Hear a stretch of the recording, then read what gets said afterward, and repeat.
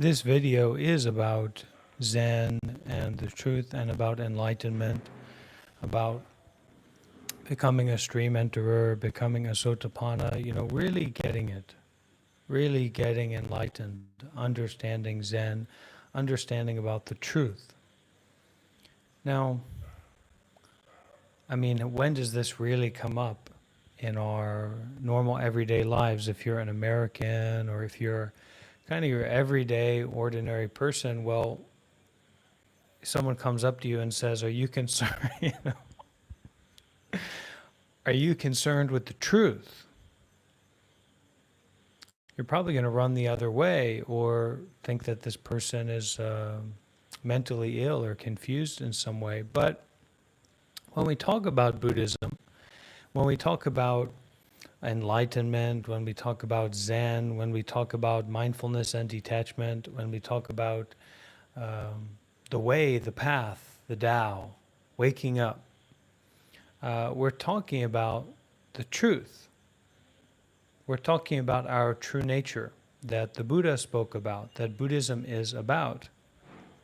A lot of people may not understand the importance of the truth, the ultimate Zen in Buddhism.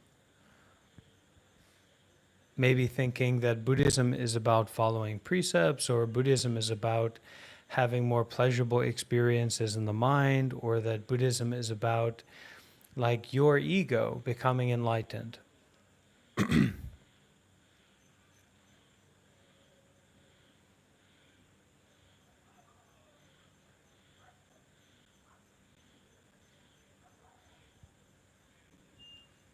Your ego doesn't want to become enlightened.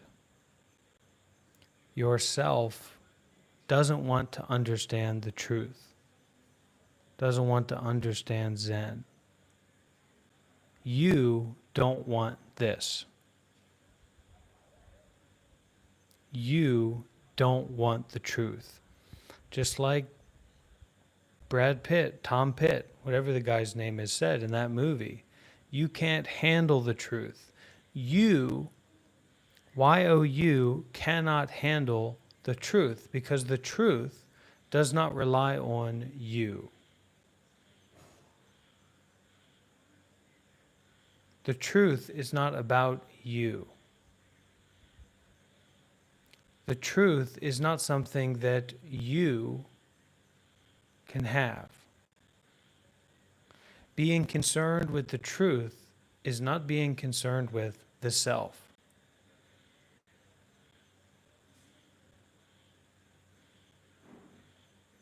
It is seeing through the self. It is finding a pasture of green land, looking up at the sky and seeing a demon's face in a cloud, having a panic attack, and a Buddhist monk coming by and saying, "All formations are impermanent."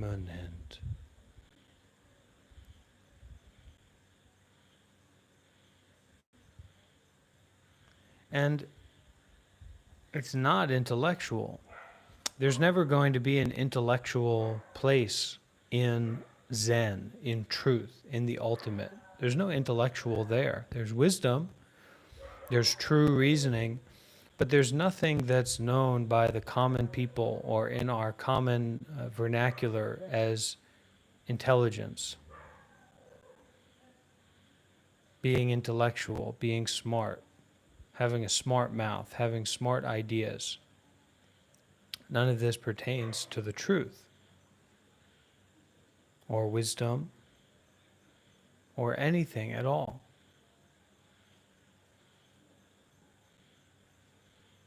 This is not about anything.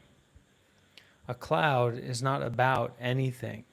This body, this mind is not about anything. Because this body is not something. That body, people have ears, I guess. Maybe you've got a Neuralink hooked up, I don't know. That body and this body are not things. They don't have separate existences. They never have, they never will. There's all kinds of appearances. Just like if you find yourself in a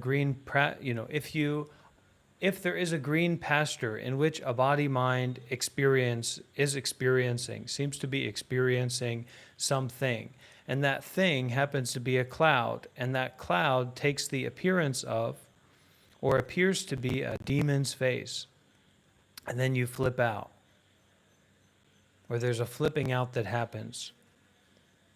All of this is illusory in nature. Every thought, every phenomena is illusory in nature, in that it is temporary. It's just like going on and on and on and on, in that it is not reliable, in that it is not satisfactory. Anything, everything, no things are reliable, no things are satisfactory, because things don't exist. Appearances, there's an appearance of things existing for sure, just like there's an appearance of a body. But that body is a phenomena or a temporary happening, more so than it is a fixed entity. There are no fixed entities anywhere, and there never have been, there never will be. There's no such thing as separation. Separation doesn't exist.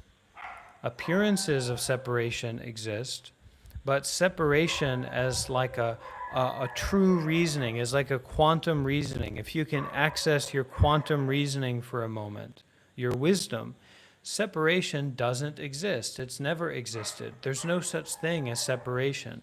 That is just an illusion. That is just a notion or a thought that goes along with all the other thoughts that are continuously and always temporary and changing. People think that they want to become enlightened, or people think that they are enlightened. And both of these things or notions are not true. People cannot become enlightened. Someone cannot become enlightened. And someone, what is the nature of a someone, of a something, right? It kind of has to hold on to itself. It maintains itself. The best some things, right, like a good smartphone, it maintains itself. That's why it's a good smartphone, because it maintains itself. It holds on to itself.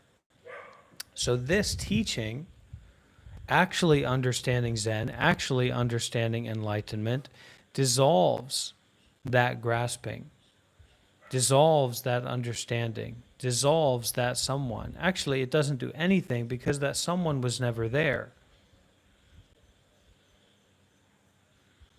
That thing was never there. That situation or experience never happened. Just in the same way that if you were to say that that cloud over there 5,000 years ago happened, that would be a little bit strange, wouldn't it? In the same way, that experience never happened.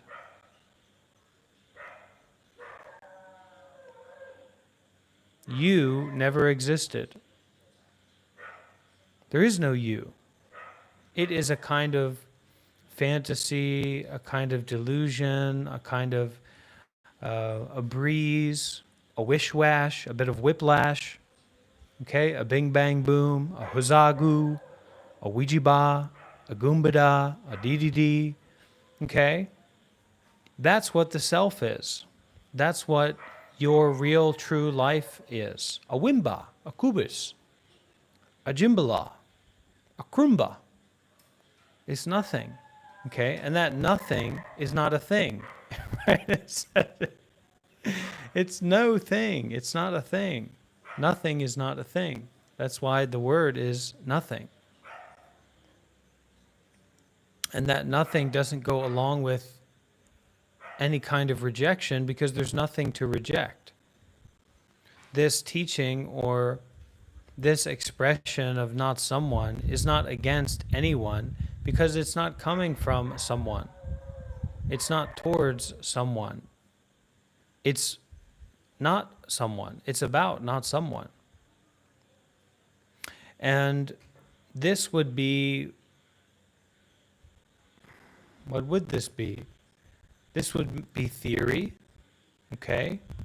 And if you listen to it properly, then you will be practicing, because that theory will be cutting through the wrong theory or the bad theory, the weak theory that perpetuates itself in, let's say, right, for workability's sake, your mind, the mind that you think you possess, the you that you think you are. If listening is taking place when theory is being spoken, true theory or correct theory that correlates with right view and right understanding, okay, of not someone, not something, then someone or something won't reify itself, won't be allowed to reify itself according to the theory that's being shared or is coming about. And in that is correct practice. So, correct theory, correct practice, correct realization are all not somethings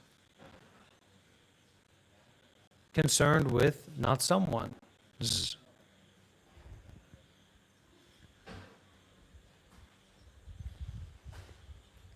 So when we, as normal people or human beings, approach the truth or approach understanding Zen, understanding enlightenment, understanding not someone, maybe working on becoming a true believer of not someone,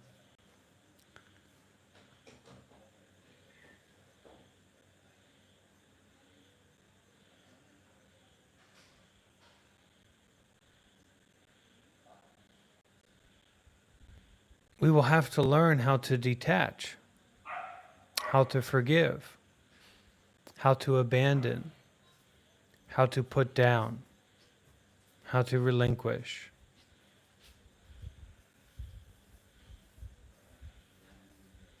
Wrong views, wrong perceptions, ideas, stories, beliefs about appearances that are not reliable or satisfactory.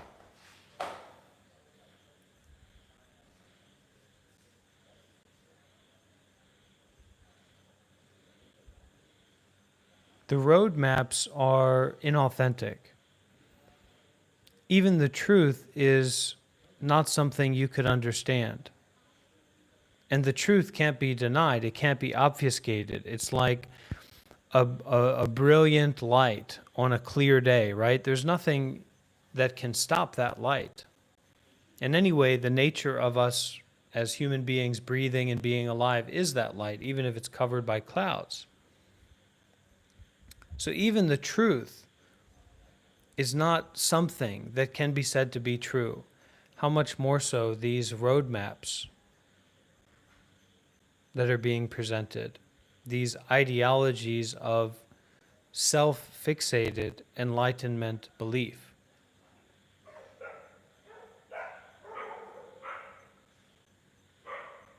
I understand enlightenment. I get it. I understand Zen. All of this is coming from wrong view of there being something that someone can understand. It's more like the mind is a clear blue sky. Clouds come, clouds go. I guess clowns can go too. Clouds go, but the mind is a clear blue sky. Remembering. It's not, I recommend being very careful and heedful about complicated enlightenment roadmaps. Anything that seems to be intellectual, careful, because it's much more like I am remembering who I am. Parentheses, not someone. I am remembering who I am. Parentheses, not someone. I am remembering. I am remembering. Not someone is remembering, not something. That's not someone.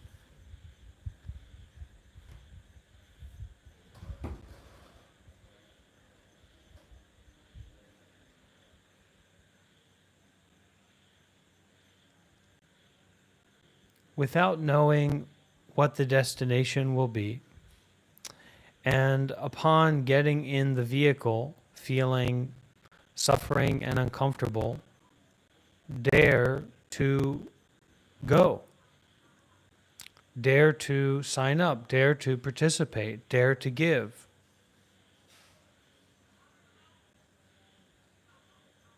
Dare to serve, dare to volunteer, dare to abandon, dare to explore, dare to sacrifice.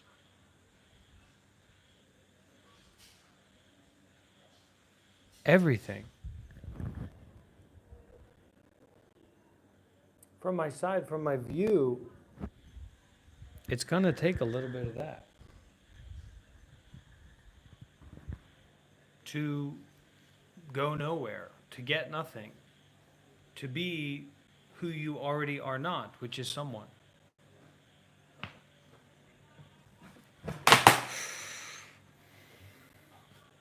The greatest someone of all time, which is not someone already.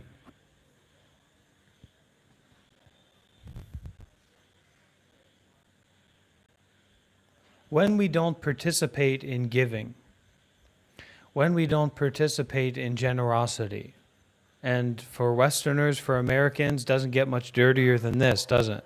It's not a badder word than generosity or giving in our society of greed, capitalism, exploitation of other countries, genocide of the Native Americans who didn't really believe in personal property and just gave and supported us, the colonizers, the genociders, the slave trade, right? The slavery. So giving for Americans is a very dirty word. It's a dangerous word. Generosity, giving, service, volunteering.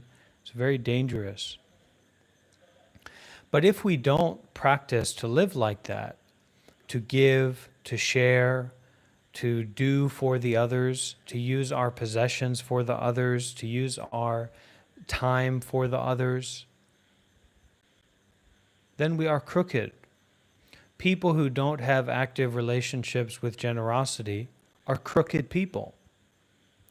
And if our society, if the new world order of crooked people, which me and you are the worst of them, okay, unless we can recognize or realize not someone, then generosity will be a way of life, and it wouldn't make sense to live any other way. And opportunities for generosity are blessings, okay, joy points, okay, where the heartbeat of fear and judgment and constriction become the drums of liberation.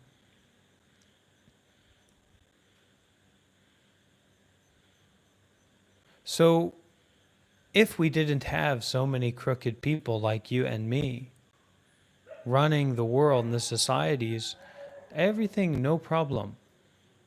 So in your life, all of the problems, all of the confusions, all of the stressful relationships, all of the seemingly unnecessary complications and constrictions, if you could incorporate giving, it would fix it. If you can incorporate service, sacrifice, volunteering, the more I go along on this path, I'm starting to think that those prosperity preachers have got it right. Now, I don't have a Bible, but give, you know? And they've got to be doing something right because, look, they're driving around. They're driving around Rolls Royces, so there's got to be something to it, right? But no, seriously.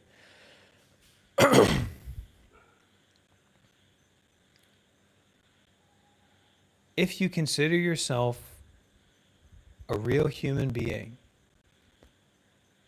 you have to be a giver. Otherwise, you're crooked and you won't make progress and you won't develop on the path.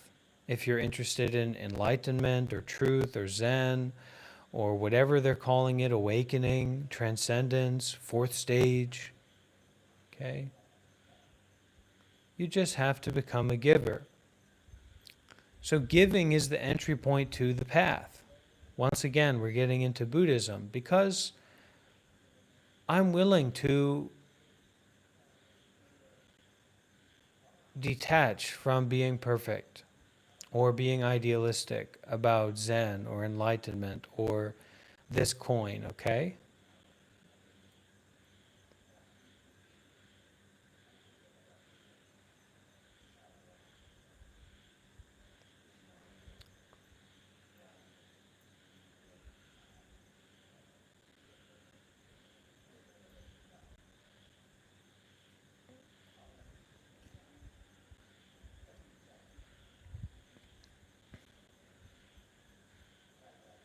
The more that you have, and I've talked about this before and people have complained about it to me, people don't like that I talk about generosity. People don't like that I talk about giving, right? And that, as a monk, I live through generosity. Everything I have is through generosity. I don't have a business.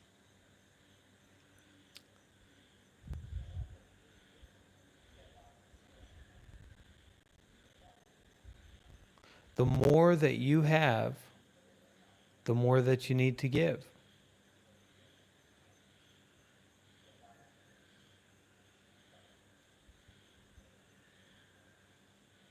Concerned with the Buddha, the Dhamma, and the Sangha.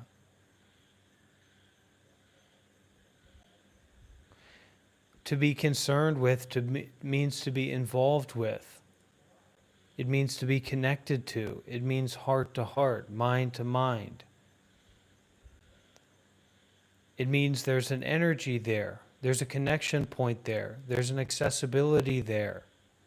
And you dare to penetrate into that accessibility point.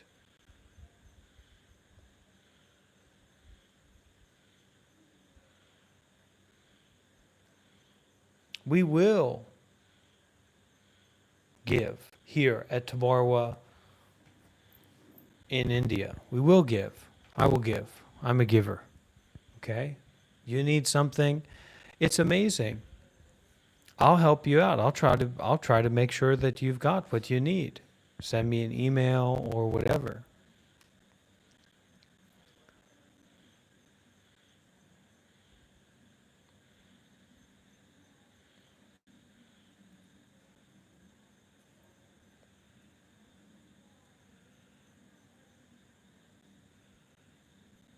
If you don't start to give, if you don't start to engage with generosity, if you don't start to engage with actions of generosity, then it will be very, very difficult to understand what doing good deeds actually means. First, because doing good deeds can mean so many different things to so many different people. It's already, the moment you even talk about it, it's very, very confusing. You say, do good deeds. So you need to start doing actions of generosity. That's the Rubik's Cube to start with. That's just like a four-sided Rubik's Cube. It is a Rubik's Cube, and it's not solved, and it's not being handed to you or given to you solved. But it's just 1, 2, 3, 4, 1, 2, 3, 4, 1, 2, 3, 4, 1, 2, 3, 4, 1, 2, 3, 4, 1, 2, 3, 4. You can figure it out. But until you solve that puzzle, until you engage, until you show me that there are some muscles in your fingers, and really you're showing yourself that. But I'm here to help. As much as I'm someone, I'm here to help. As much as you're someone, you should be here to help too, but also probably to learn. I don't know what else you'd be doing here. So, do you have muscles in your fingers or not? Solve that puzzle. Start doing actions of generosity. If you're suffering, start doing actions of generosity.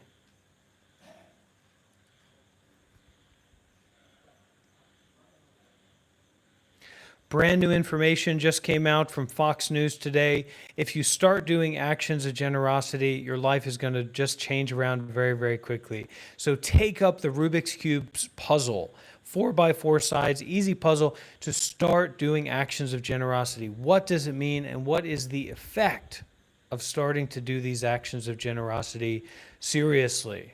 Okay?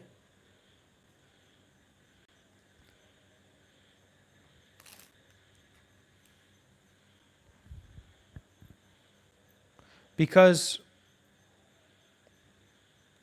most of the people in the world are stupid, incredibly so. Now, why are they stupid? Is it because they have a low IQ? Is it because they didn't get an A on their test?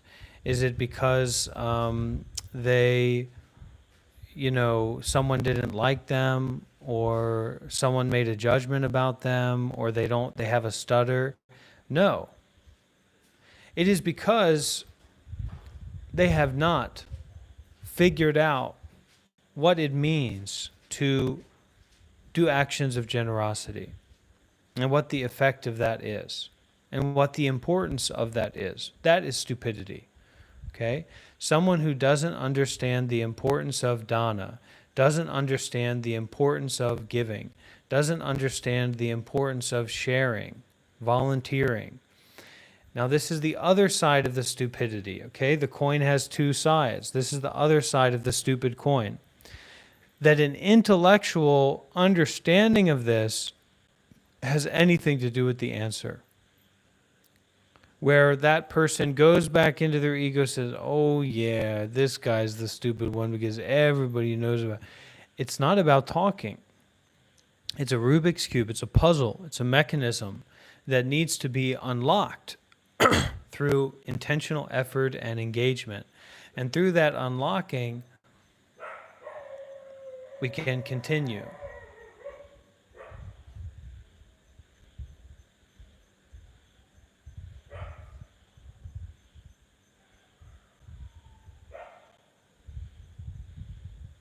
To do more and more good deeds.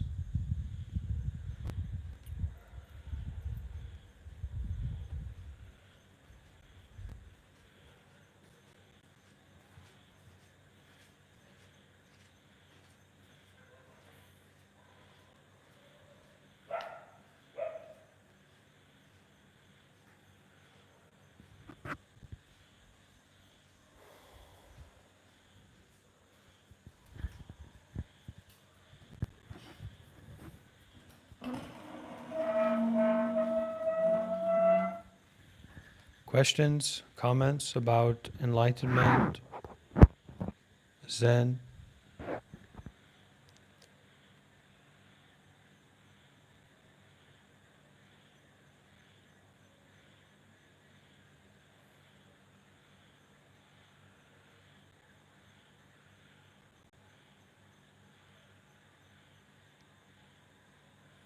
We are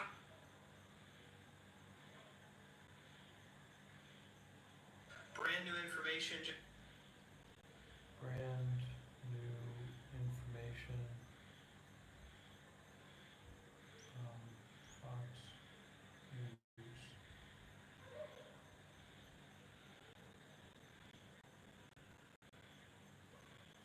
Nice. Like, dang. I'm like,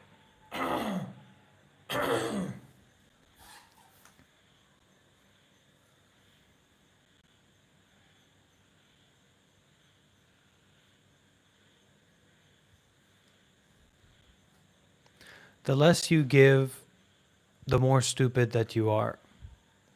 the more you give, the less stupid that you are.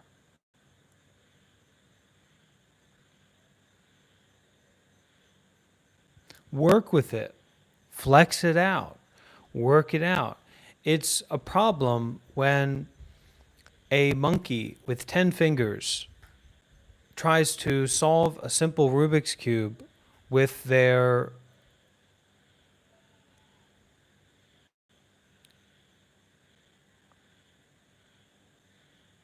tail that they don't have.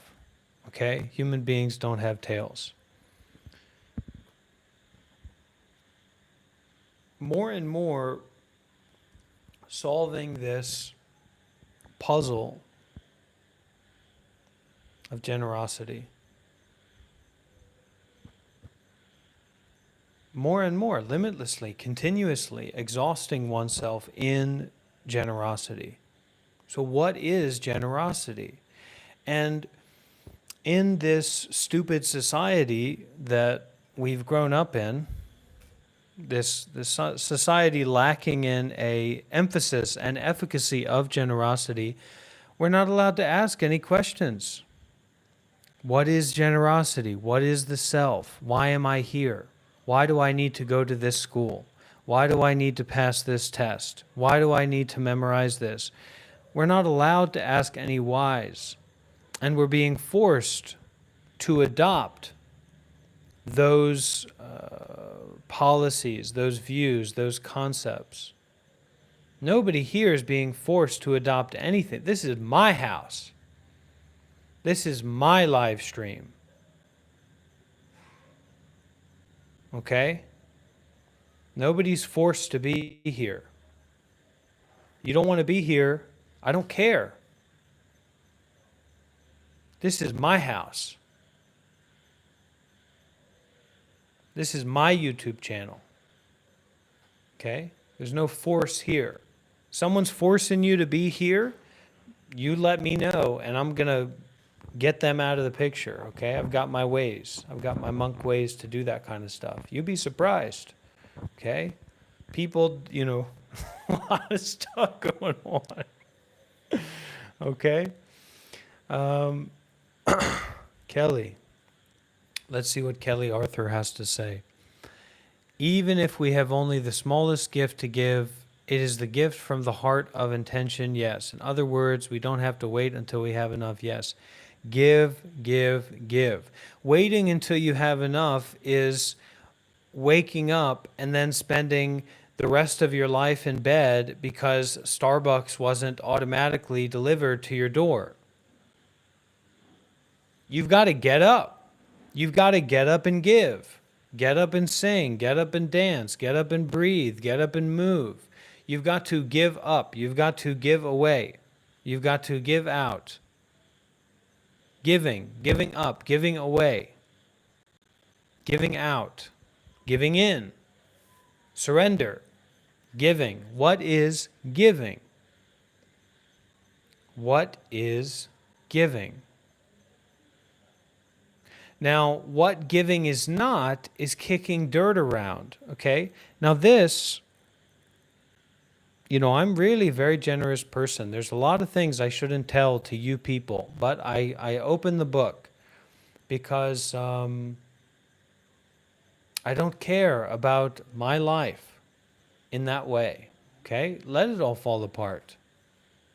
Let's see what happens when it falls apart.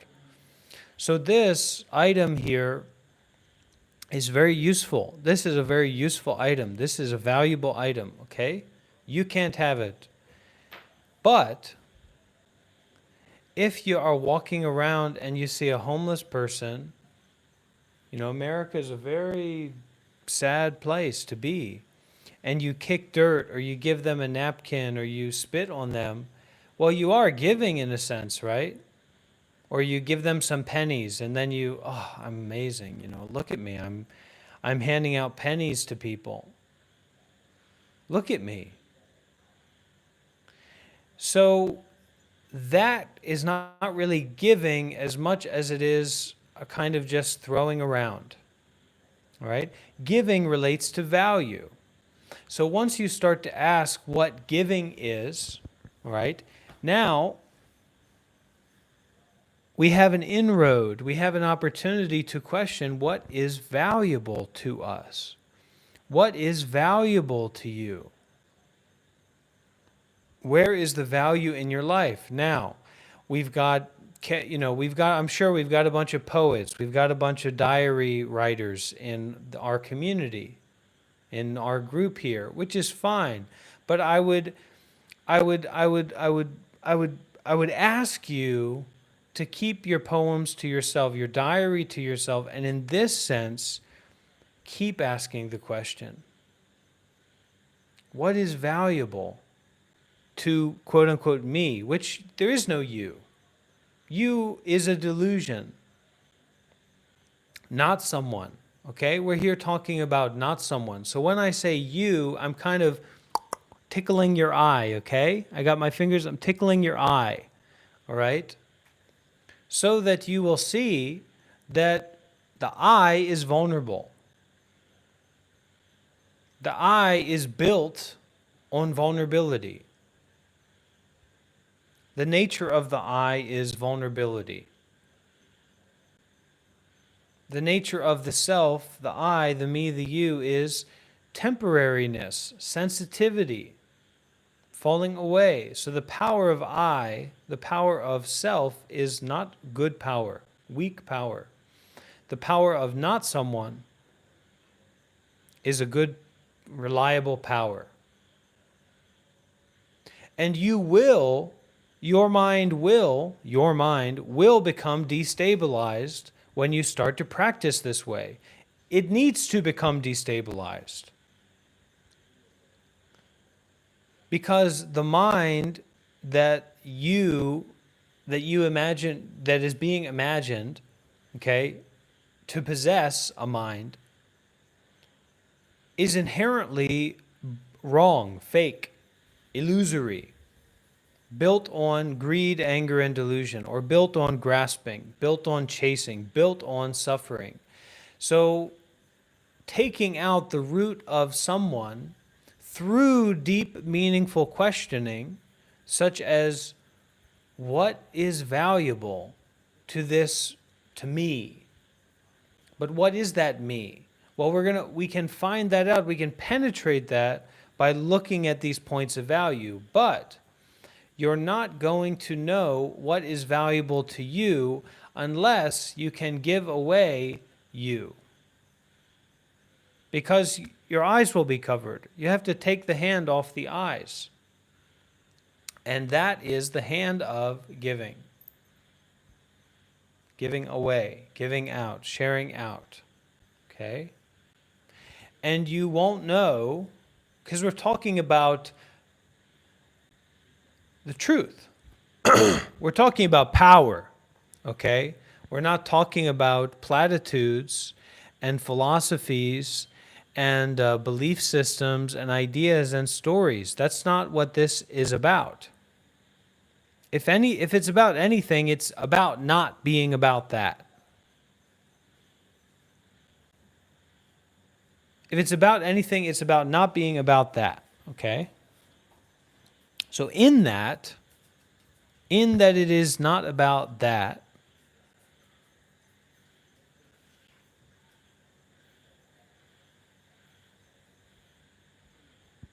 we have to detach. Detach from ourselves, detach from our views, detach from our conceptuality about that which cannot be explained or put into words or phrases. A dead end of life.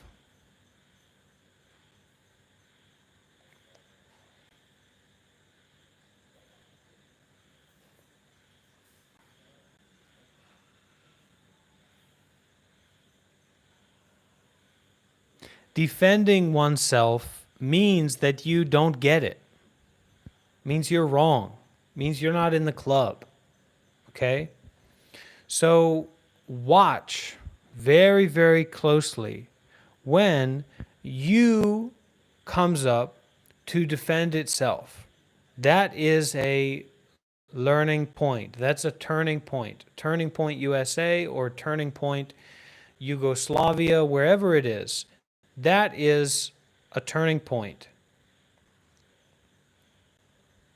Whenever you comes up to defend itself, look at that. Why do I need to defend myself? Why do I need to prove myself? Why do I need to justify myself?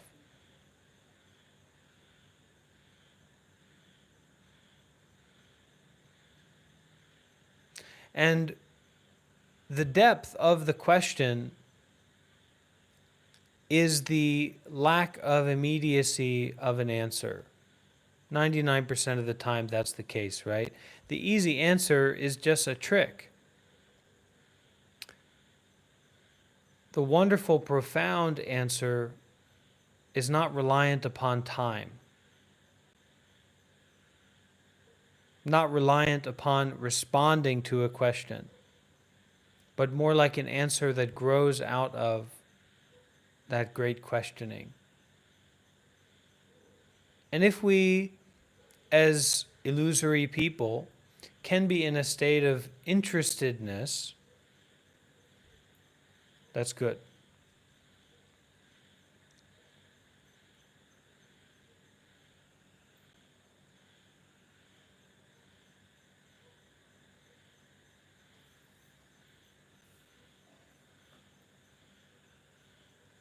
The truth is not about understanding. The truth is about not understanding. The more comfortable you are with not understanding what the heck is going on here,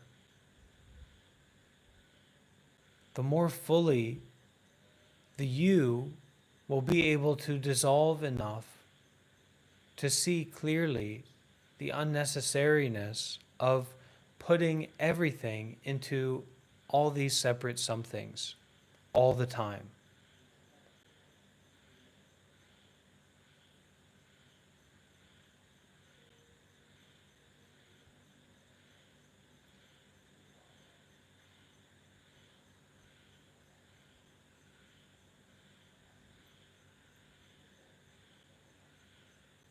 And whether we understand it or not, find a way to give.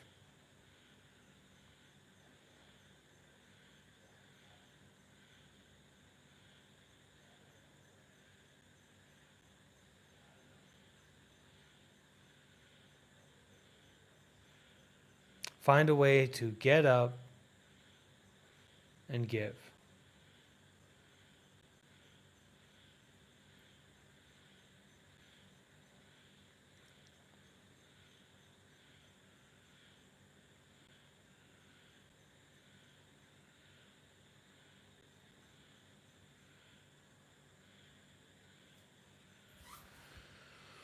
All right. How is everyone doing? How's everybody doing?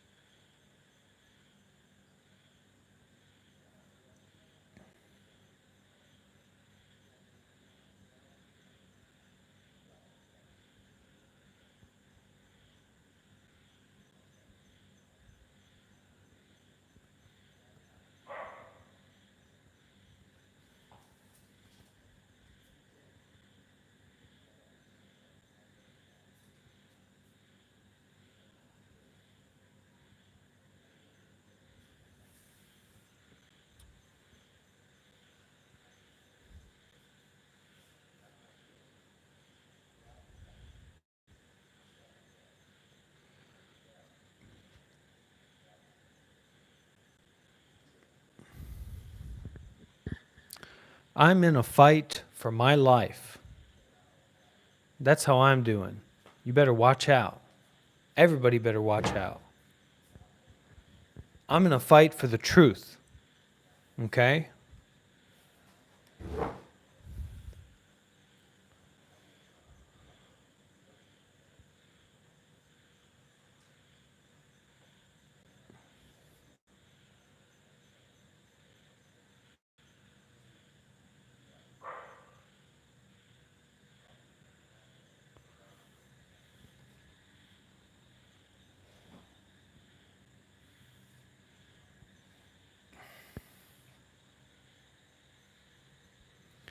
having a spiritual experience, being in a spiritual environment, okay? Some weirdo in a robe, some monk character, some YouTube channel, whatever it is, okay? Something that says, hey, this is some kind of spiritual deal.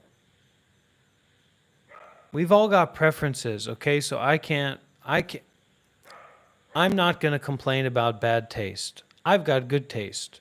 A lot of people have bad taste. That's why, as monks, we practice celibacy, because we're not mixing up tongues. We try to trade tastes with each other. That's a bad taste for a monk.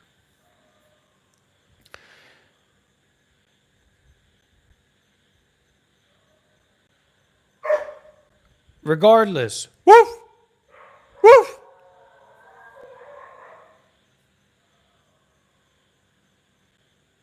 Woof, woof, woof, woof.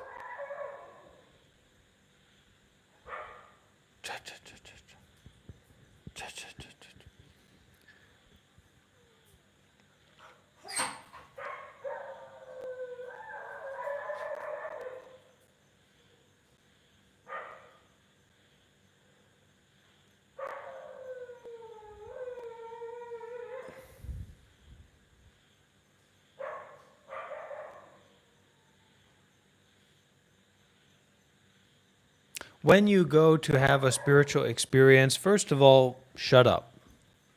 Don't talk. Listen and meditate seriously, as if it was a profound and precious opportunity for you to know about the truth for yourself directly, right? Otherwise, why are you there? Secondly, we don't approach spirituality, we don't approach meditation, we don't approach the truth in the same way that we approach the shopping mall. When we go to the shopping mall, we go there because it has air conditioning, it's comfortable. We go there because our money is valuable there. We go there because we're going to look at something nice and we're going to buy that for ourselves. Approaching meditation and a spiritual experience is to go and sacrifice your life in that moment. That's real meditation. That's true meditation. That's what it takes to develop in meditation and to develop in spiritual training. You have to learn how to detach from yourself. You have to learn how to shut up and listen.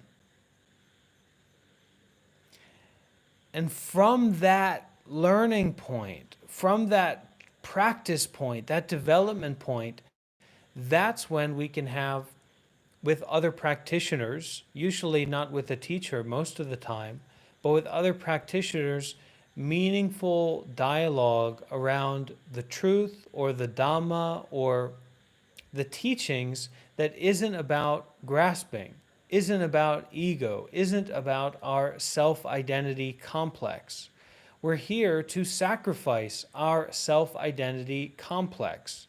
My role here as a teacher is to share what I recommend you to do. Okay? And the more that you give, the more that you show up here and, let's say, track me down and bother me or whatever, the more I will know about you to say, hey, you should do this. And then if you do that, you'll see how it works out, and then you've got a solution. Or you write me an email, or we have a private call, we have a private meeting, something like that, and you say, I'm like this, I'm like this. I say, okay, try to do that. You see what happens. But my ego is not what these teachings are about. Doesn't matter if you liking me or not liking me is just good and bad taste, right? I've got good taste, so I like myself. I hope you have good taste too, so that you also like yourself, even love yourself, right? People with bad taste hate themselves. So, anyway, the taste is just an affinity. So, you have an affinity for my voice to not be so grating and frustrating that you can't listen to this. All right. But the ego is not what this is about. You liking me or disliking me, your appreciation for me, your affection for me, just like your dislike or hatred for me or whatever, is not what this is about.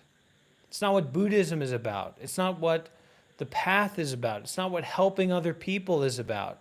It's not what sharing, caring, protecting, cooperating is about. You see? So, sacrifice, abandon the conceptual notion of yourself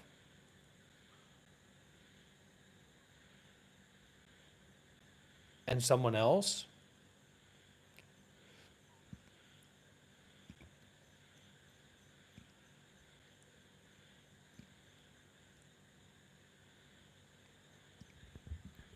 and stop thinking that you are the shopping mall Superman or the shopping mall Superwoman or the fridge king or the fridge queen. Okay? This is the disaster of human life. I'm the fridge man.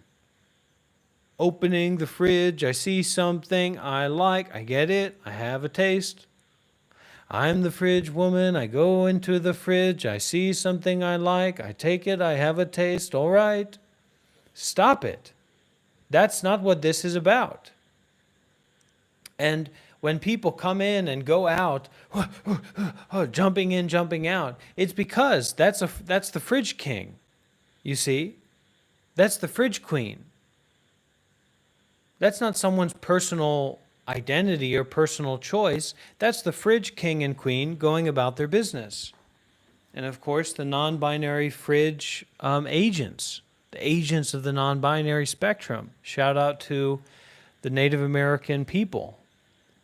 And shout out to those white English bastards, mostly men, who are doing these things for the genocide of the Native Americans and the enslavement of black people, African people. I haven't forgot about it. I want reparations.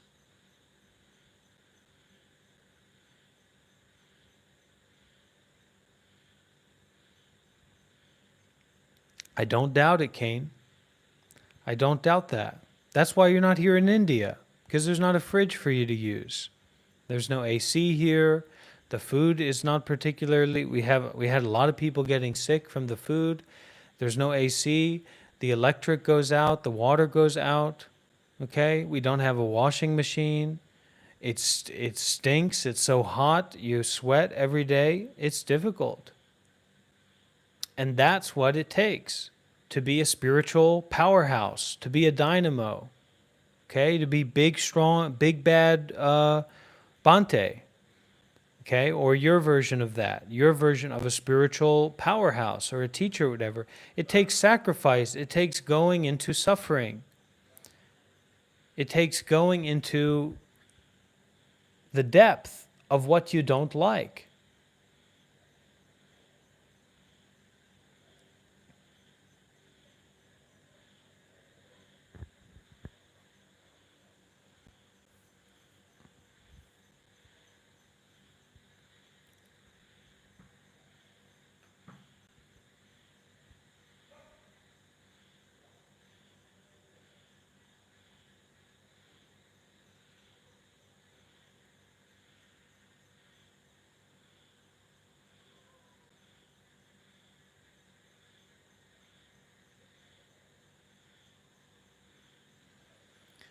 When you see from the side of someone, you are wrong.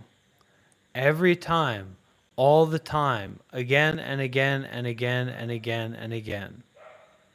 When you think that someone thinks something, you are wrong. When you assume up someone, you are wrong. So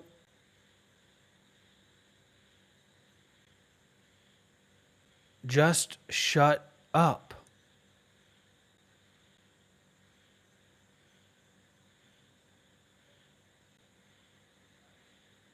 Just shut up forever. Don't think. Don't speak. Don't have an opinion. Don't have a thought. Don't have an idea. Don't have a view. Don't have a perspective. Don't have anything at all.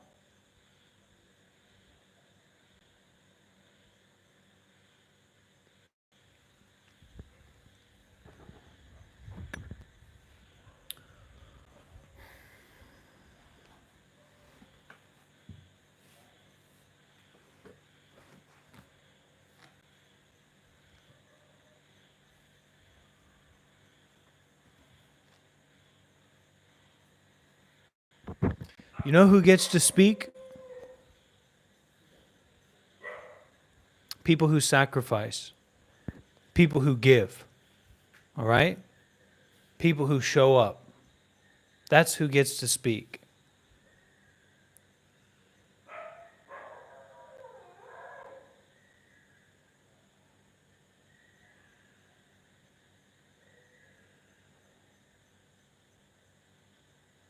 That's who gets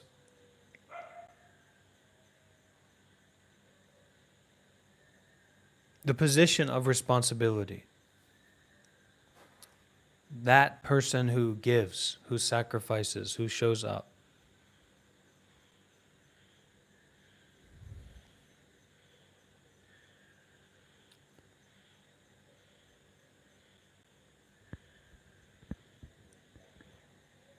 This is not a conversation.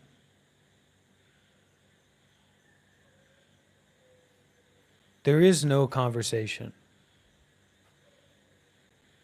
There is nothing and no one going back and forth about anything, ever. Practice meditation, Cain. Practice seriously.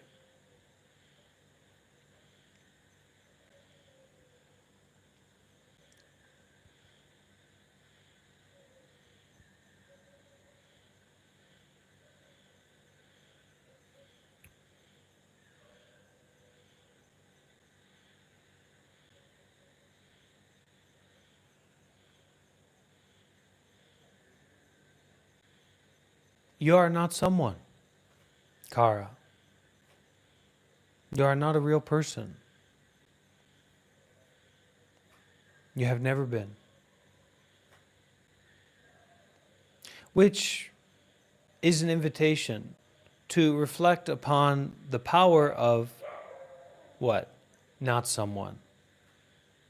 Not being someone. Not being somewhere. Not being in some situation. Not having some experience. Not being someone. If it feels like that, it's not that. Because someone is feeling something. So not someone, not feeling something, doesn't feel like anything most of any time. This not someone is a kind of immediacy. That's why when we practice meditation, it has to be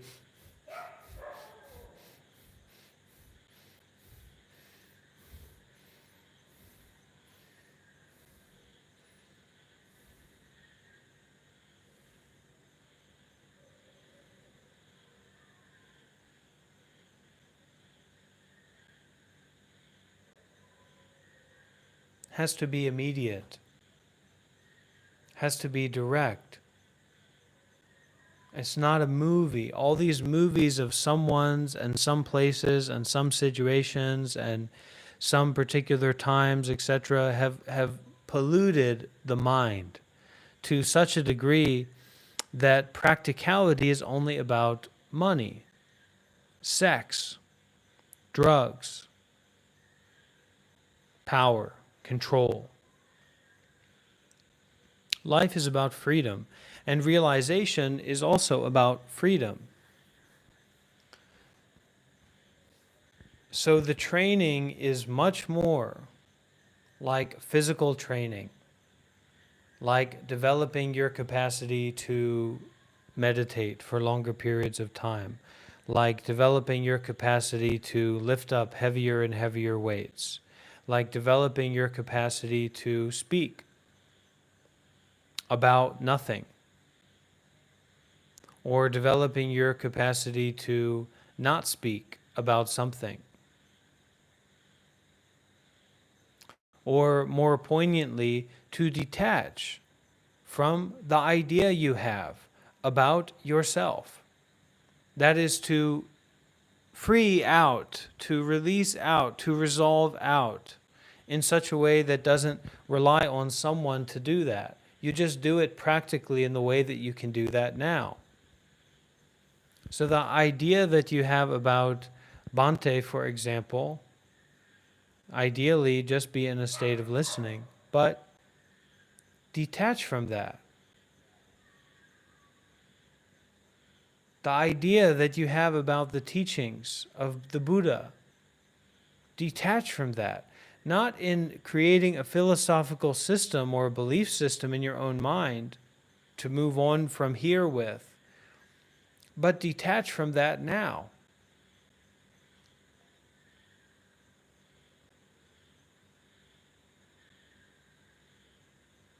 This is called, anybody know?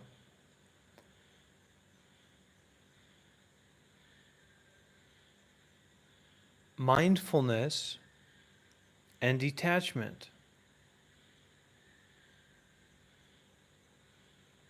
This is also called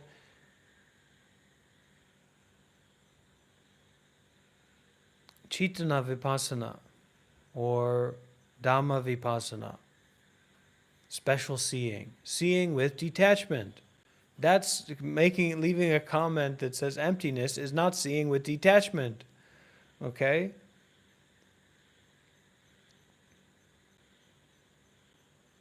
Go into, penetrate the space of your own mind. Penetrate within the spaciousness, the emptiness of your own mind. Attaching to emptiness is just another attachment. Oh, it's this, it's that. It's not this or that. It is having enough mindfulness, having enough present moment awareness to be detached enough to see that this is because of that. That is because of this. Moment by moment, super speed, light speed, happening very, very fastly. That the ego narrative, the self narrative, the stress narrative, the I'm stressed narrative is happening in the klupas of the moment by moment awareness. Okay? So, in the klupas of the moment by moment awareness, so fast happening like that, we are spiraling into delusions and greediness and grasping and chasing and frustration, okay? So you couldn't, the klupas are, they're so fast, they're so vibrant, they're so intense, right? That you can't face it directly. It's too powerful. You is overpowered by the intensity of your lack of merit. The disaster of your life has all spiraled, has all collapsed, has all avalanched to right here and right now. The greatest disaster of your life is right here, right now. So, how are you going to use all that shit? How are you going to teach yourself to use the shit in the right way? To use the forms, the names, the concepts, and the materials, okay, in such a way that you're able to detach from it. The middle way. If you've got too much pleasure, you're not going to be able to detach from that. You know, you're going to be convulsing in pleasure. If you have too much pain, you're not going to be able to detach from that. You're going to be convulsing in pain, in suffering, because it's too much. So you need to empower and develop and train and concern yourself with, involve yourself with doing good deeds, involve yourself with generosity. Anybody on TikTok, the stream's getting turned off, you can go to the YouTube channel, we'll still be live over there. Okay?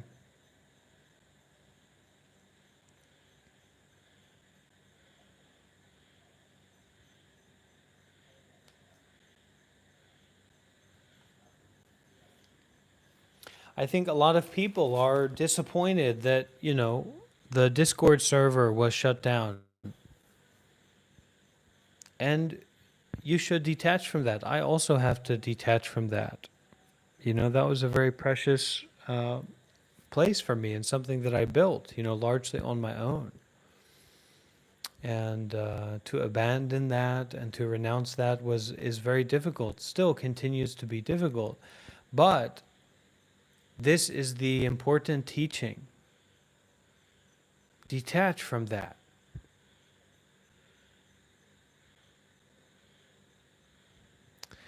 And don't let loss, don't let difficulty, don't let, it not being your teenage dream to discourage you from giving, from getting up and giving and continuing on the path to the very best of your abilities, because that's what it takes.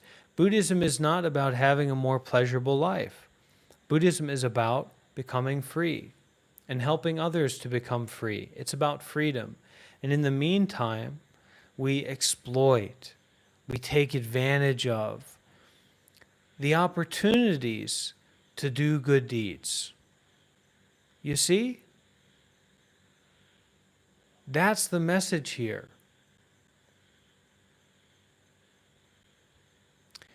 We need to learn how to stop exploiting and taking advantage of others and the environment and ways of making money and ways of, political power or social power, all these things.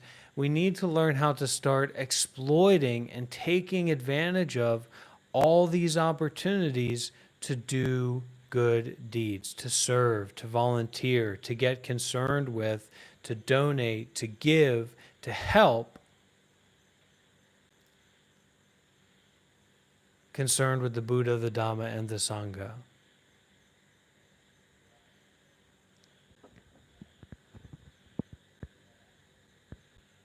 And that's, is that ego? Is that art? Is that a preference or a perspective? Maybe it is, but it's bigger than black and white. It's not about this absolutism. It's not about judgment. It's about opportunity. And also, it's about seeing for oneself. Because if you say that, if you take something very seriously, you go and see about it for yourself, right? If you have a child, you love that child. That's your precious one. That's your beloved one, your baby boy, your baby girl. And they come home and they say, Mama, Papa, somebody's being mean to me at the local school or whatever, right? I've got a big problem. You don't just write a letter. You don't just, say, well, don't worry about it. That's the baby boy. That's your baby girl. What's going on here? Papa Bear's coming through. Mama Bear's coming through. And that's the way that we should to be. That's the way that we must to be if we want to raise children in the right way and if we want to raise ourselves in the right way. What are we concerned with? What are we involved with? What are we identified with? the more that we look closely at what we do not dare to give, the more we will understand what this I actually sustains itself on.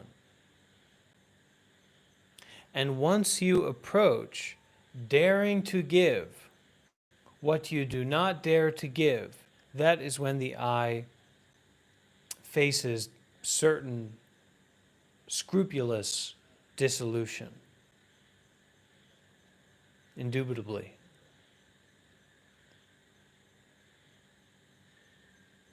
And then we get into precepts.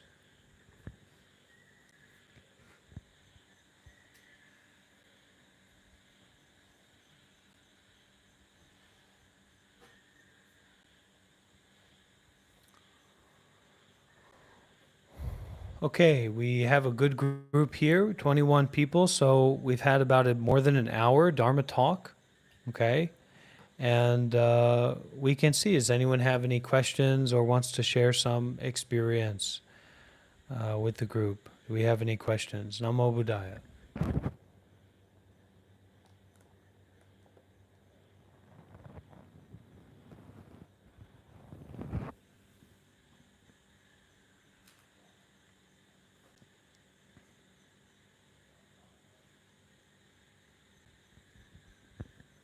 And if you have watched this video for, if you've been here watching the video and you think that it's good work, please consider to support. It should go without saying. Why doesn't it go without saying?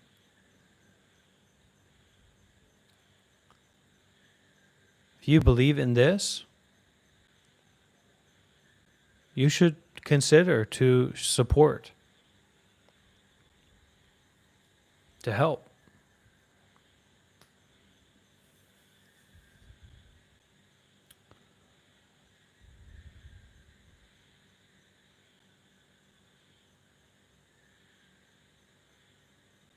When we see something crazy or intense in meditation,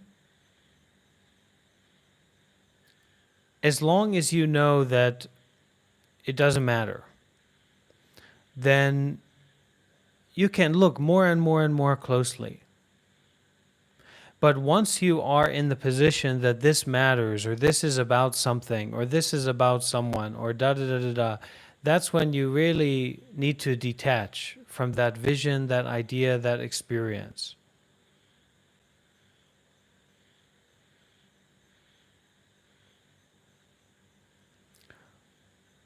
There is never going to be, there never has been a tomorrow. So that's why, because you believe in that, Dawn, but you haven't realized that, just shut up. And that shutting up is an invitation for everything. Just the release and the relief and the forgiveness and the everything of everything. The everything that is already not something. You got it, Dawn? Is it crystal clear?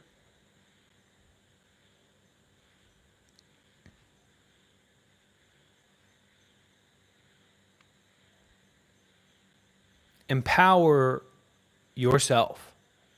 Okay? So this is correct theory. This is right theory.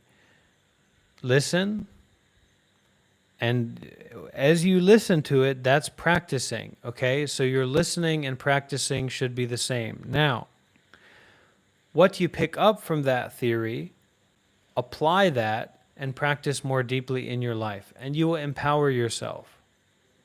And you will empower yourself to do what? To do more and more good deeds, to be more mindful, to be more detached. Okay? But it has to be something that you invest in and get concerned with. Everybody likes to be supported.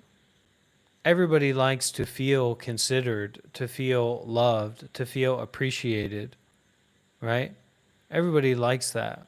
When someone gives, when someone congratulates you, gives you a gift, supports you, for me, donates to me, these kinds of things. I love that. That feels really wonderful. Okay? Everybody loves that. But when I tell you to get concerned with the path, okay? Look who's talking. We don't have AC. It's it's not whining. I'm just saying that we're here. We're out here. Everybody fly into Gaia, fly into Bihar. We're out here. I'm concerned with the path. Okay?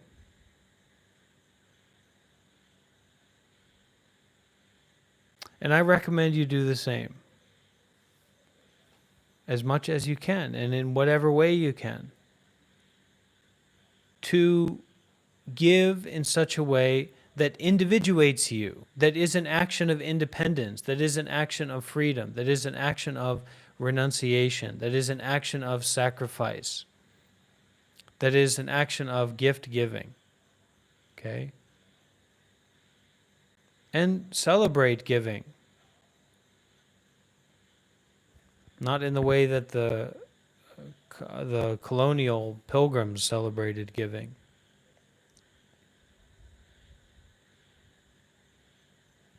If you say so, Jonesy.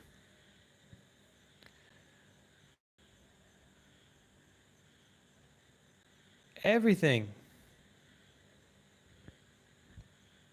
is just to use or just to not use. Just do it or just don't do it, moment by moment. Just wake up or just don't wake up. And if the just is profound and clear and precise, there won't be suffering. But it is because the just is more like an excuse. It's more like a fear. It's more like a sinking or a falling or a dwelling in attachment, in grasping, that so much suffering comes out of it.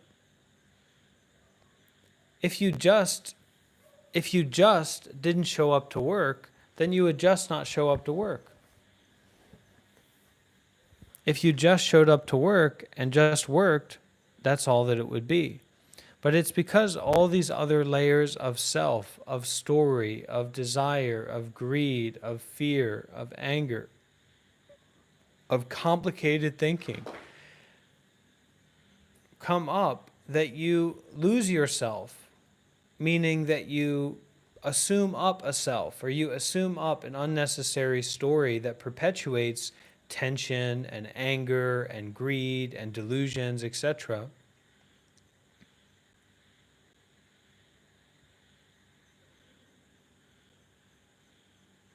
And you should detach from that, and you should not believe in that. I don't want anything to do with that. That's why I'm a monk. I don't want anything to do with other people's delusions. I want to be free. And I'm willing to sacrifice to be free.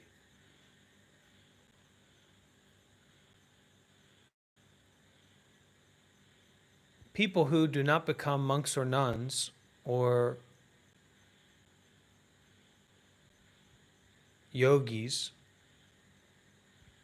are not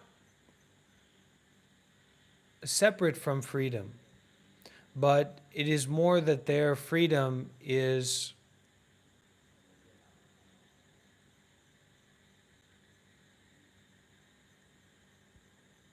a kind of empathetic freedom. Whereas the freedom of those who sacrifice their life, who dare to sacrifice their life, is principally about non-conditionality. To abandon, to forego social contracts, to be homeless, to be ready to die,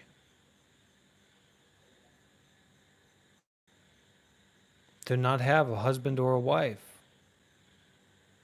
or a car or a job, or a plan for tomorrow, the illusion of tomorrow, or a plan for retirement or the next years or anything like that.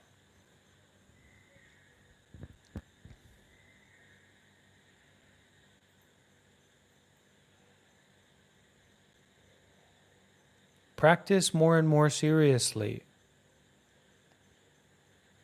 and then your view will be according to the seriousness of your own contemplation and introspection rather than reactivity or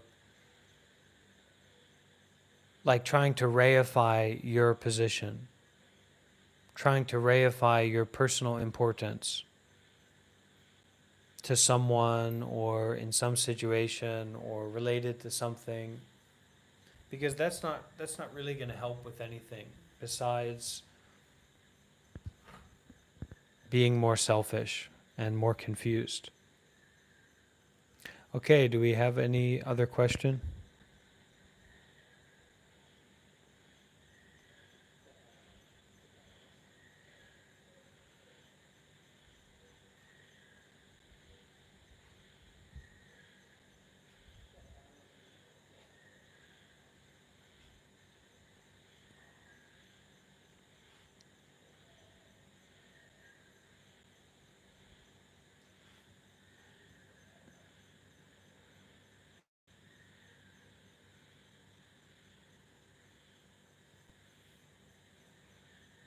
My family is here, the family of monks and nuns, the family of mindfulness and detachment, the family of male and female monks and male and female supporters, the people who support my life, the people who are concerned with me and concerned with the path. That is my family. That is my Dhamma family. That is the family of Dana, Sila, Samadhi, and Panya. Period. Can I visit them? I live with them every day, wherever I go. And I have quite a few.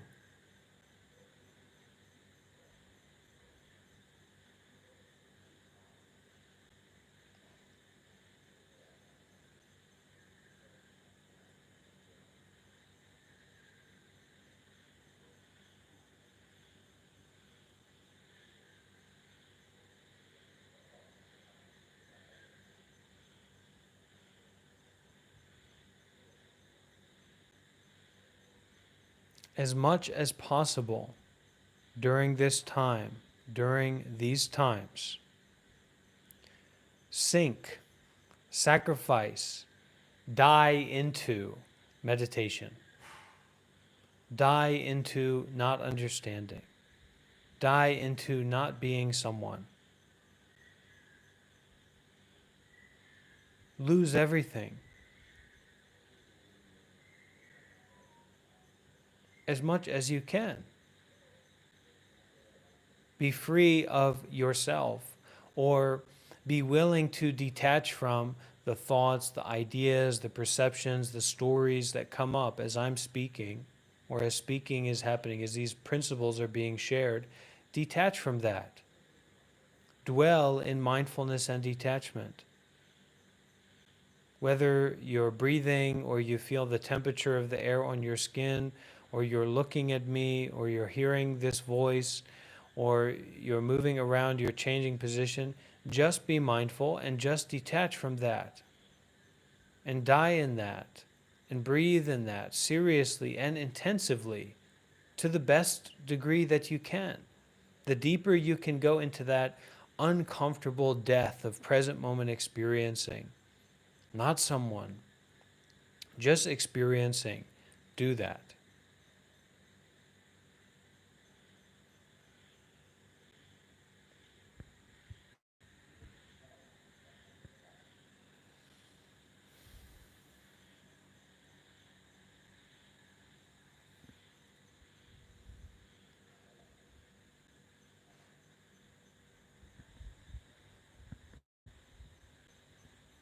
If our eyes are closed, they should to be closed gently. Don't force the eyes to be closed. They should to be closed naturally and gently. This is the important idea, that your life is a dream. And this principle or practice of mindfulness and detachment now, just like a coin now, hello, is like waking up from a dream.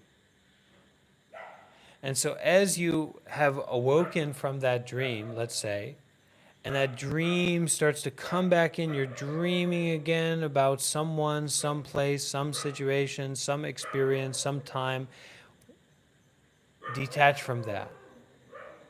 Abandon that. Mindfulness and detachment.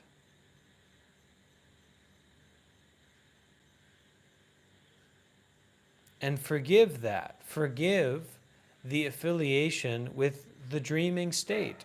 Forgive the connection to how much of an idiot you are, how greedy you are, how angry you are, how delusional you are, how you can't to stop. The you cannot stop to grasp, grasp, grasp, grasp again and again and again. Okay? Thank you so much, Sandra, for your donation on PayPal. That's very kind. And I have to speak it because we are not in person, so people cannot see that you do that. But that's really a blessing. Thank you. That inspires me. To detach, to be mindful and to detach.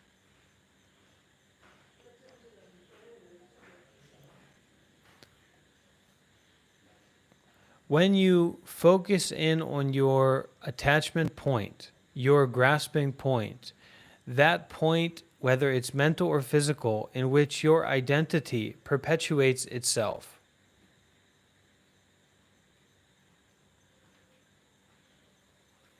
then you can detach from that.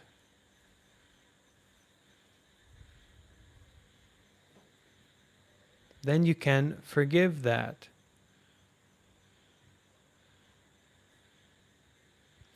It is normal that we will be delusional.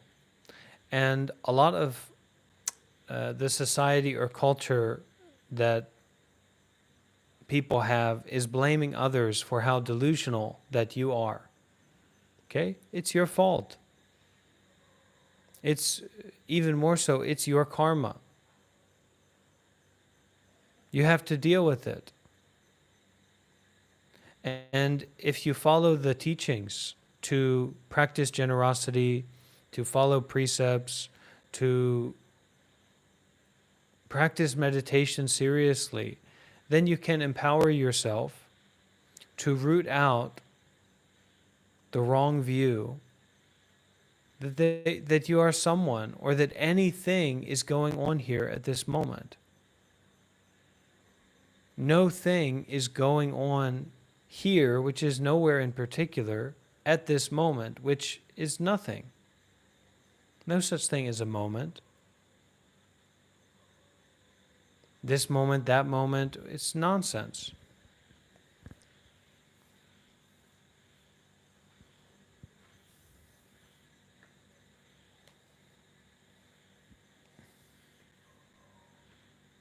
And giving is much more about you than it is the receiver. Giving is not about the receiver. You should detach from the receiver. Just in the same way that when you give, you should be detaching from yourself. That's the ideal. That's the in-depth, that's the intense practice that you're giving, you're offering, you're volunteering, you're serving is an act of detachment from yourself.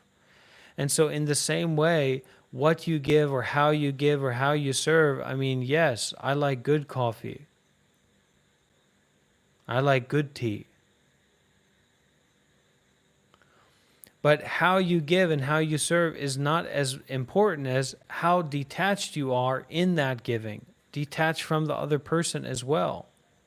But it's not an absolutist view where it's like, okay, now I'm a I lobotomized myself. I'm a detacher. No, it's realistic. It's practical. Give in a beautiful way. Give in a profound way with mindfulness and detachment. Give in a skillful way. Volunteer in a skillful way with mindfulness and detachment. Do your best with mindfulness and detachment.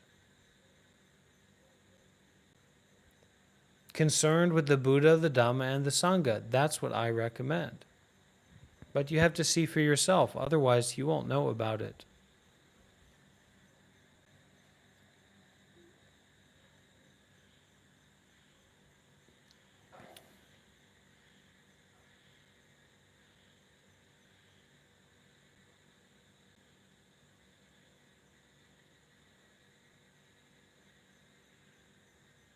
Being vulnerable, being generous, being exposed.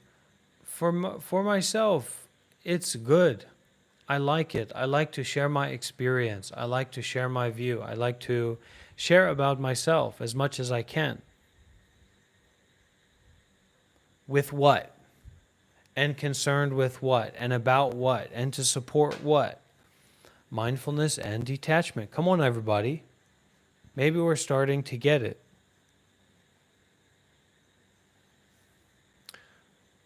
We should come together or build relationships, or the kind of relationships that we're building here in Tabarwa, and Dhamma relationships, or when I spoke about family, Dhamma family here, it's not about interpersonal. Yeah, you like this person, you don't like that person's a bad cook, this person's a good cook, etc. That's fine. But it's not about that. It's about doing good deeds with mindfulness and detachment together, cooperating, protecting, giving participation, serving, volunteering, meditating together with mindfulness and detachment. There's no interpersonal element in that, especially for me as a monk. And I've had a lot of people, and this is partly connected to, the closure of the Discord server. A lot of people have had the wrong idea about an interpersonal relationship. And I really want to share. I really want to be honest with people and vulnerable with people. I don't believe in interpersonal relationships with, that's not what my life as a monk is about. And I don't want to perpetuate or give people that wrong view, that wrong idea.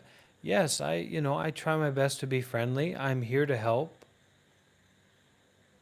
But I'm not here to be anyone's friend or even really to be anyone's teacher.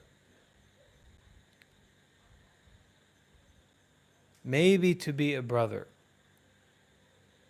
for other people who are willing to sacrifice their life. Maybe to be a teacher for people who really think that they're asking that of me.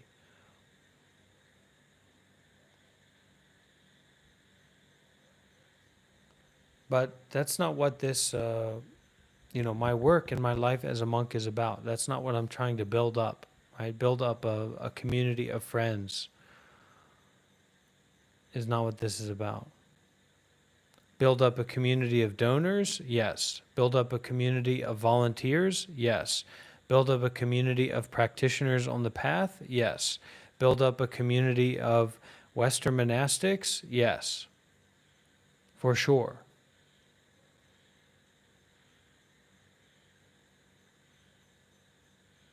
And I'm sure, I will start, I've been thinking, eventually I will make another Discord, but it will be different, and it will be down the line. A lot of intensive work going on here with the master, with Sayadaw Otamasara. We're in Bodh Gaya, India, so we're right next to the Bodhi tree, the place where the Buddha became enlightened. and there's a very strong, you can really feel the spiritual energy in this environment in Bodh Gaya, underneath the Buddha tree, the Bodhi tree, the Mahabodhi temple.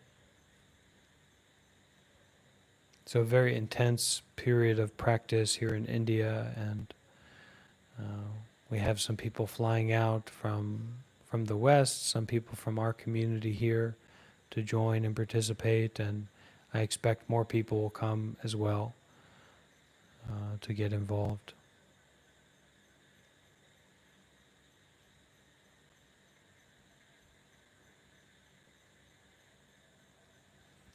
Okay, any final questions you can ask? And if you've watched this live stream and you've appreciated it, please do consider to support.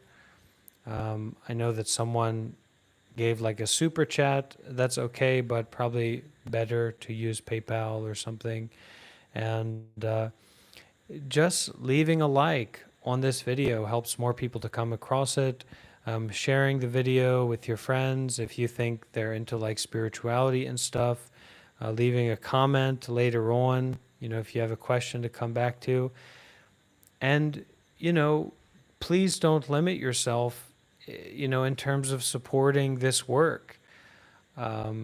If you'd like to make like short clips of the YouTube talks, if you think I said something good at a certain point, make a short clip and send it to me and I can post that. If you want to use my voice to make a dubstep album or a dubstep song, that's wonderful. To leave likes on the other videos, to leave comments, to ask questions on videos, all of this stuff is ways that you can support and build up this community of practice and enlightenment. We're here to get enlightened together, so let's do it. A bunch of not someone's getting it together.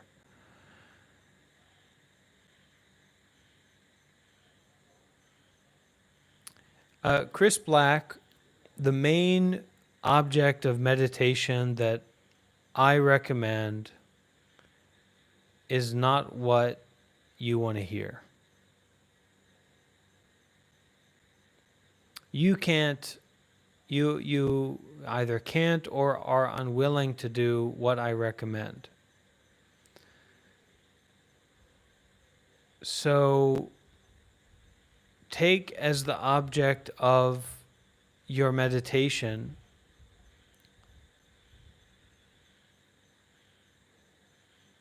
the action of mindfulness.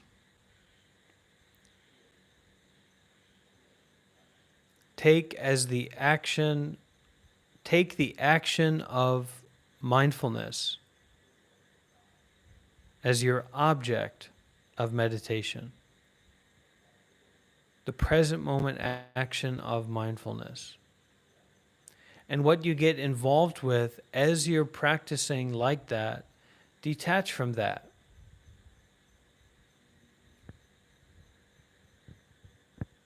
This is all you have to do. I mean, this is how to practice meditation to become enlightened, right? To become a sotapanna or stream enterer or stream entry or whatever they like to call it, okay? But it's impossible, basically, for you alone in your apartment with Uber Eats and Netflix and your video games and stuff to do that. You have to go to a meditation center. You have to join a sangha. You have to sacrifice your life. You have to abandon your life if you want success. It's like getting a job as a CEO at a place across the country. The pay is amazing. You don't even know why they're hiring you. Like, what? You're going to pay me what? You're going to fly me out. I get to live where? Blah, blah, blah, blah, blah. All, and then you say, well, I'll work from home. You can't. You can't do it. Come on. So that's why you should recognize that. And if you want enlightenment, you need to sacrifice your life. You need to sacrifice your life. I'm sorry, but that's the reality. If you want true and authentic enlightenment, you need to sacrifice your life. Okay? And if you believe in enlightenment and you want to support that, support communities of monks and nuns. Make donations, volunteer, support in the ways that you can. They dare to do what you don't dare to do, even though you want what they also want and are moving towards. Give up your home, give up your job, give up your car, give up your relationships, give up your business, give up your properties, give up everything. That's what it takes. That is what it takes to become enlightened. You have to give up everything. And if you recognize that you're not willing to do that, then stay connected with those who are and who've, according to your understanding, have been accomplished in doing that. But also make merit, right? And how do we make merit in Buddhism? How do we make bun? We do actions of generosity. We practice meditation. We listen to Dhamma talks. We read sutras. We do good deeds. We get out there. Not about making money. We volunteer. We do good deeds. We offer, share, serve, help, listen, chant mantras, make merit. And you will have a better life, but you won't become enlightened that way.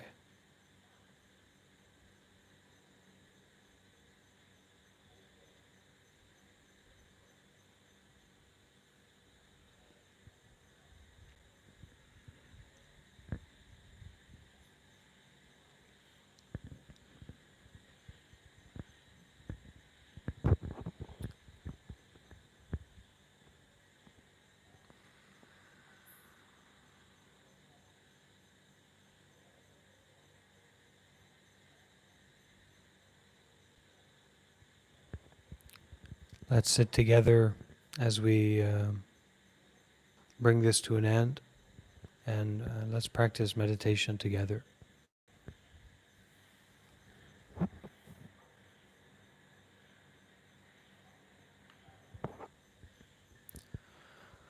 Find the comfortable posture for your body.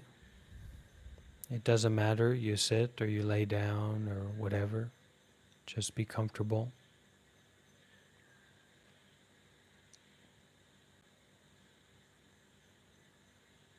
Relax your whole body and mind.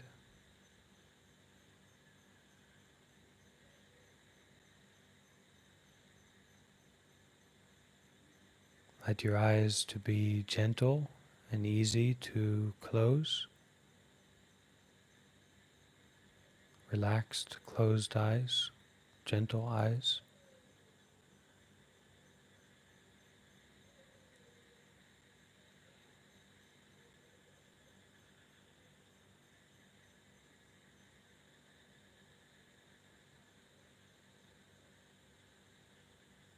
Feel the spaciousness of the mind within the body.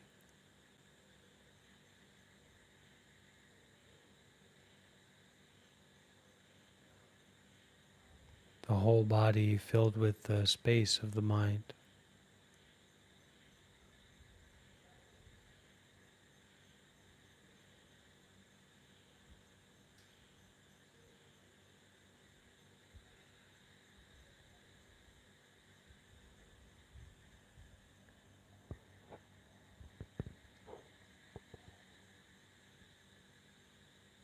Let that space be natural.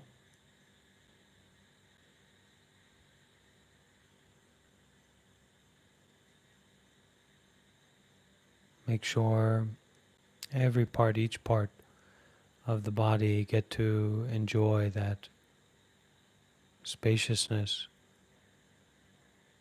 The whole body, every part filled up with the space of the mind.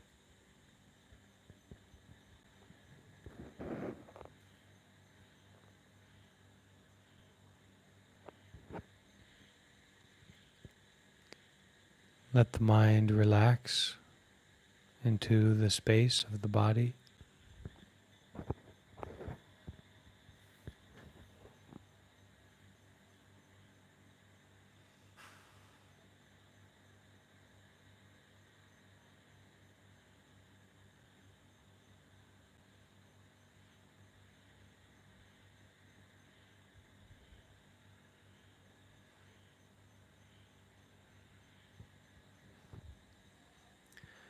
Allow the body to really fall apart. Any tension, any tendons, any holding up of anything, just let it droop, let it fall, let it disconnect, let it sink.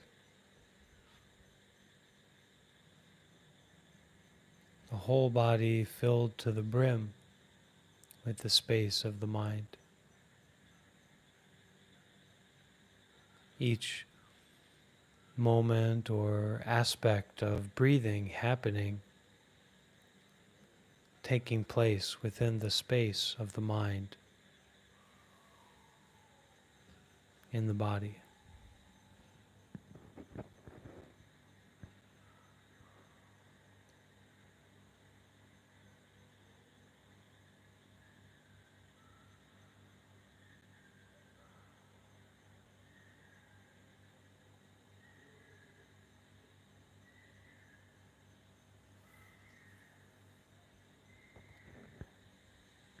Any sound, any tension, any feeling, all taking place or kind of happening within the spaciousness of the mind that has filled the body.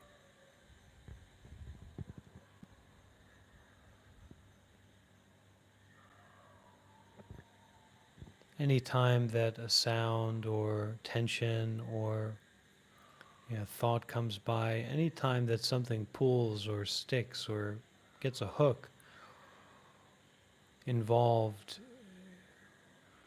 come back to the fullness of the space of mind in the body. Very natural. You don't have to do anything to feel this. It's just the whole body being full of the space of the mind.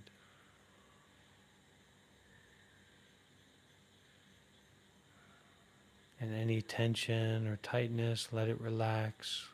Let it be in a framework of non-conflict, non-control.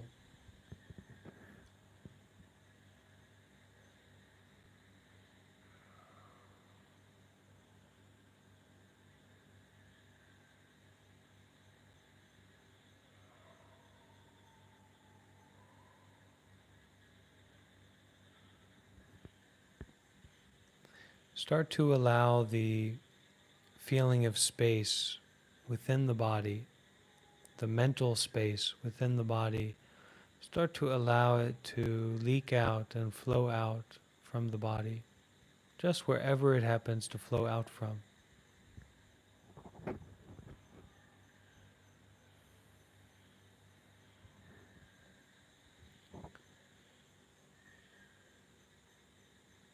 As if the mind was a wellspring of spaciousness within the body that was filling up, filling out the whole body, the whole awareness of the body with space. And as that mental wellspring of spaciousness fills up the body, allow it to also flow out from the body, from the feet, from the hands, from the face, from anywhere it happens to flow out naturally.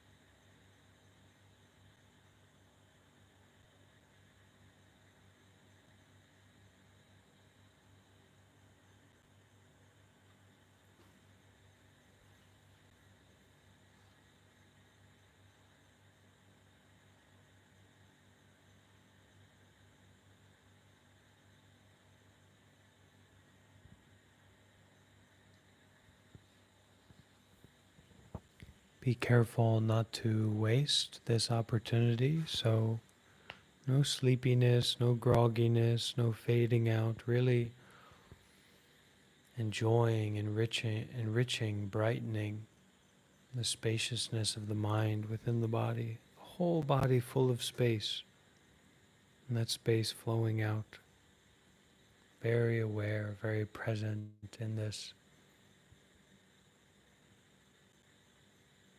vibrant relaxation of spaciousness.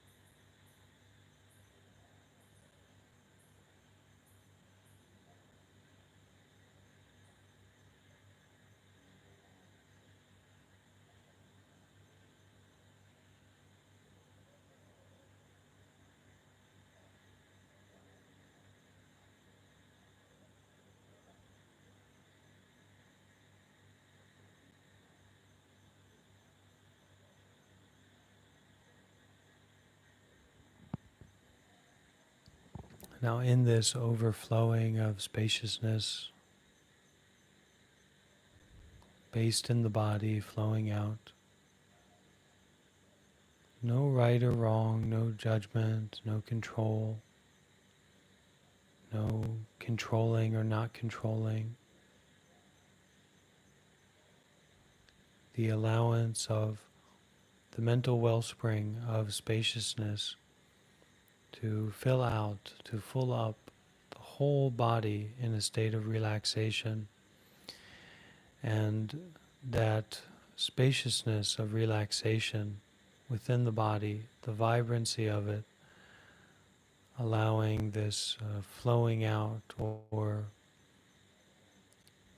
sharing out through the body mind environment barrier, this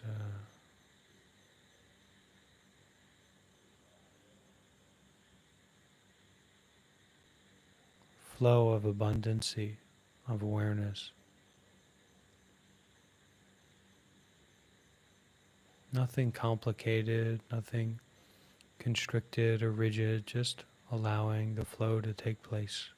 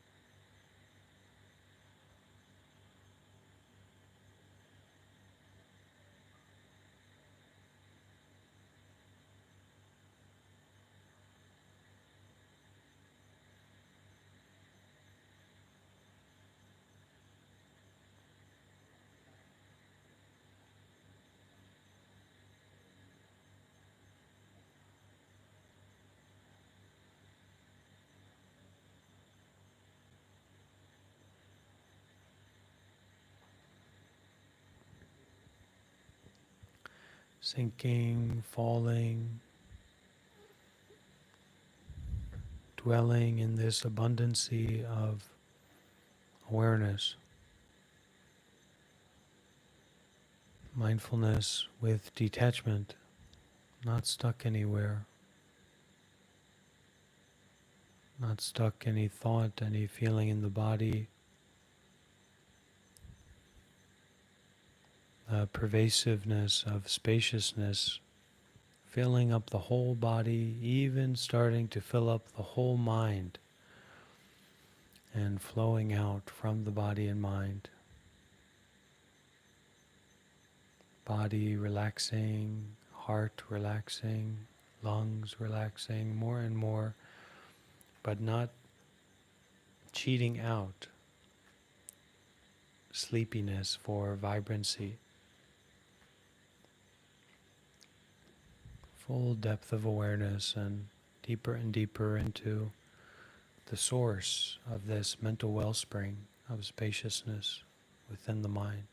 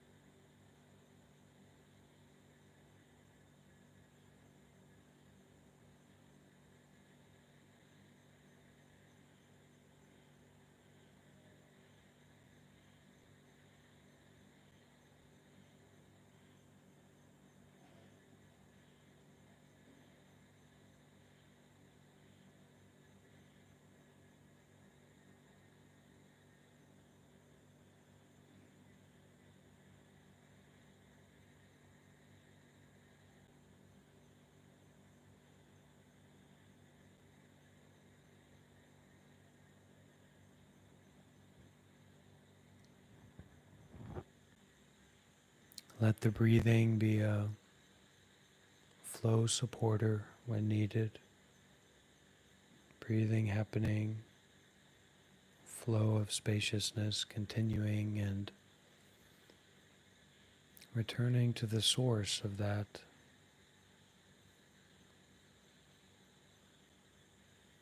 wellspring of spaciousness in the mind.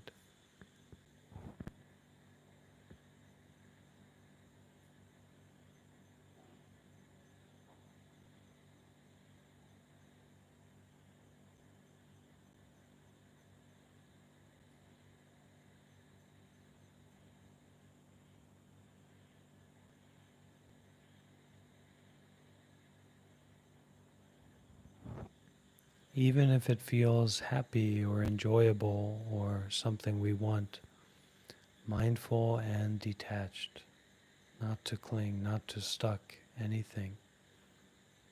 Pain is okay, pleasure is okay with mindfulness and detachment.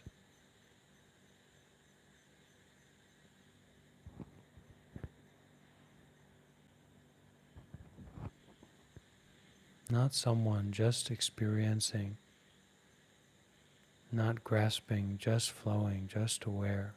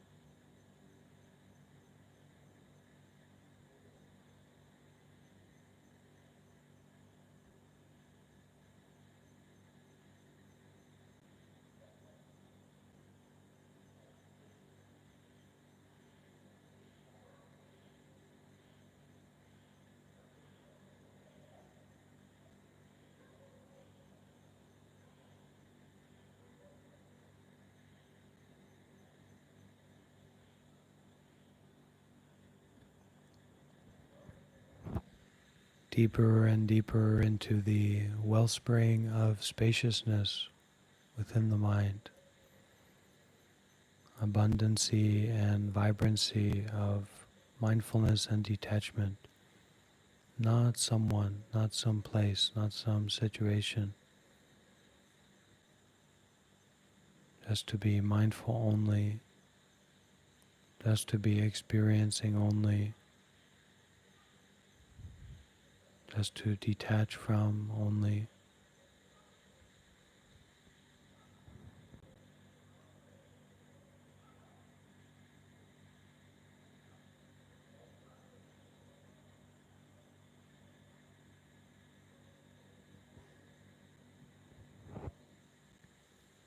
You can allowing the breath to be very subtle, very soft, very natural. Anyway, breathing is happening. Spaciousness is flowing along.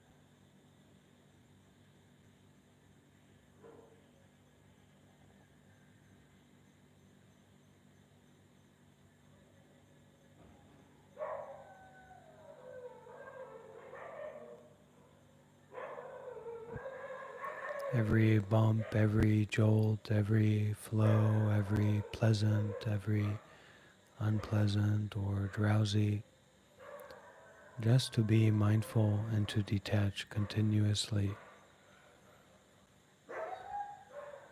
emanating from and returning to the wellspring of spaciousness within the mind, flowing out, filling up the whole body with spaciousness,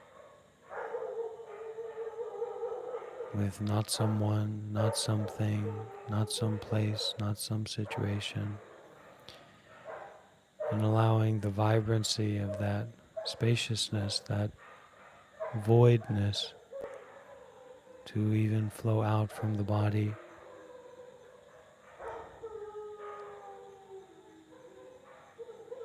to even return to the wellspring of the mind.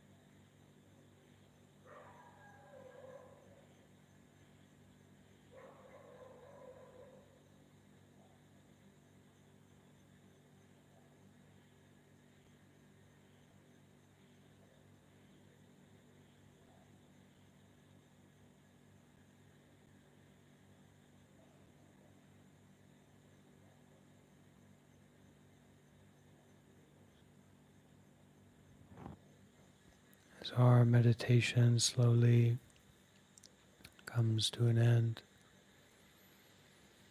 take a moment, breathe in deep, and really appreciate the spaciousness of the mind, how full of spaciousness this body is, how full of spaciousness this environment is,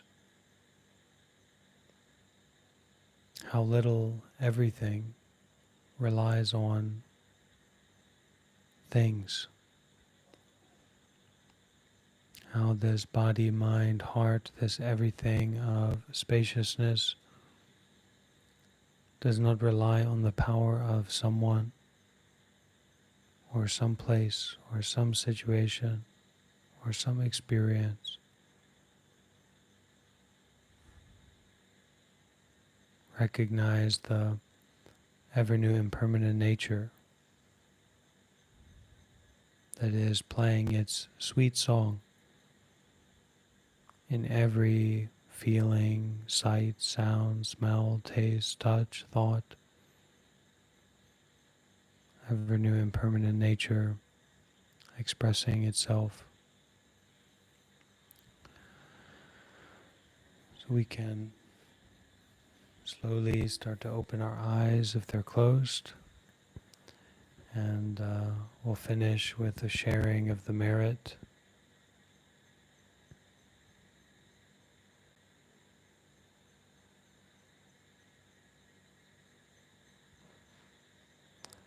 May all of the good deeds that have been done until now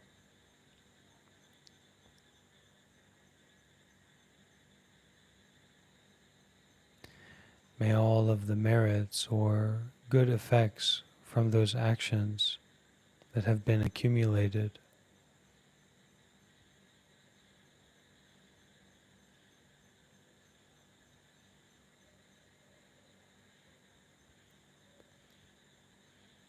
may those merits be dedicated and shared out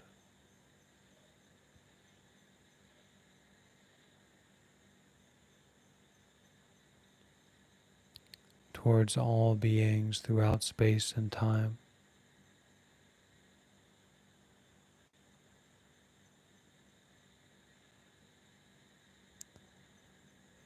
May all beings throughout space and time receive and rejoice in these merits.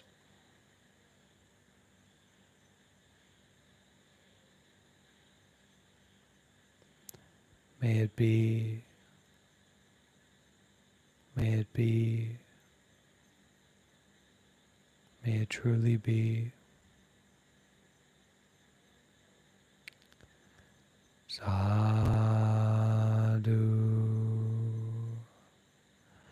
sadhu,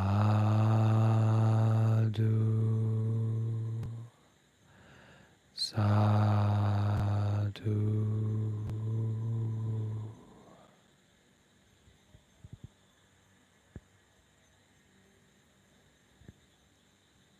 Okay, good night.